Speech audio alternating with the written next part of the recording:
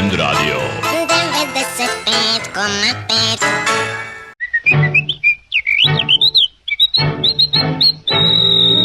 Uglomer. Iz mog ugla to izgleda ovako. Mislim da je ovo sasvim pogrešno. S moje tačke gledišta, Ja to posmatram malo drugačije. Uglomer za različite stavove, nivoe i uglove. Svoje stavove iznose Dejan Pribaković Orel ponedeljkom i Trendovac petkom tačno u 10. Reprize utorkom i subotom tačno u 10. Narod sa tradicijom, a Srbi to svakako jesu.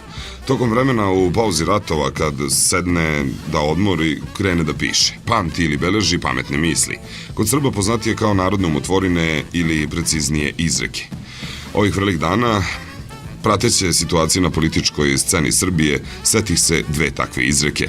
Prva kaže, sviraj, sviraj pa za pojas zadeni, a druga, doteralo cara do duvara.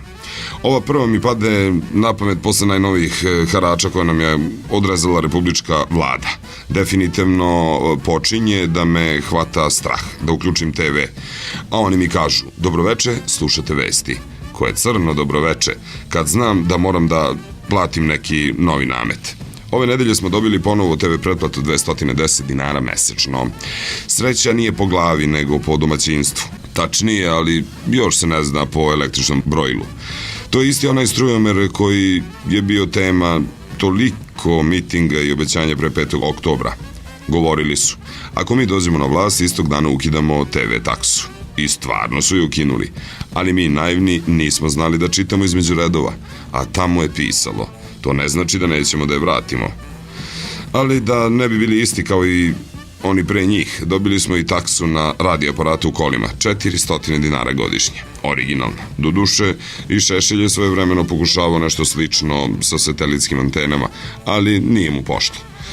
Ovima sve prolazi. Naravno, sve su nam lepo objasnili. Da to tako mora, da ceo sve tako radi, da je RTS javni servis i da nema drugog načina da se finansira. Samo mi nisu objasnili zašto ja moram da kupujem robu koja mi ne treba, a program RTS-a je roba koja meni uopšte ne treba. I taman sam pomislio da je dosta za ovu nedelju, ali hoćeš. Nova mina, iznenađenja naravno, me sačeka juče u banci. Htedak da podignem ono malo crkavice koju sam zaradio prošlog meseca u firmi, a što moj direktor zove plata. Kad mi gospođa sa šaltera kaže, od danas vam odbijamo po 1,5% provizije kada podižeš keš. I normalno još mi kaže, stiglo naređenje odozgo. Aman ljudi, imate li dušu? I zato mi pade na pamet ono sviraj pa za pojas zadeni. A namenjeno vlastima. A kad kažem ono drugo, doteralo cara do duvara, mislim na narod. Dođu smo do duvara i šta sad? Sad ćemo, verovatno kao dresirani, da smišljamo podvale. Pre tehničkog pregleda ćemo da vadimo radio aparati iz kola ili da policajcu ubeđujemo da je to samo kastofon, a nikako radio. Samo da im ne damo 400 dinara za taksu. Umesto da lepo kao ljudi uradimo ono, znate već, 5. oktobar, bager, Joe, RTS, skupština, ili ćemo i dalje da budemo kao oni prasići u jednoj od reklama našeg trenda. Bledi i ušatreli. A da nikome ne padne na pamet da me optuži kako javno pozivam narod na pobunu, citirajući nešto.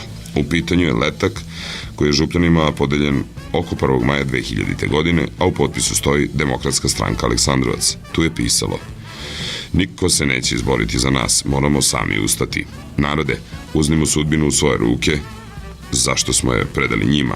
Ovakva je njihova sadašnjost. Od nas zavisi budućnost. Nezadovoljni. Ne čekajte da se drugi bore za vas. Ne budimo robovi, ne budimo njihova imovina. Narode, gde ti je samopoštovanje? Narode, gde ti je snaga i glas savesti pred sopstvenom decom? Ne bori se za vođe, bori se za sopstveni život. I još jednom u potpisu Demokratska stranka Aleksandrovac, 1. maj 2000. godine. I opet ne mogu, a da se ne vratim na RTS i naše pare koje idu njima. Oni jesu najveći, ali svakako nisu uvek ekskluzivni. To mogu biti i male radio stanice.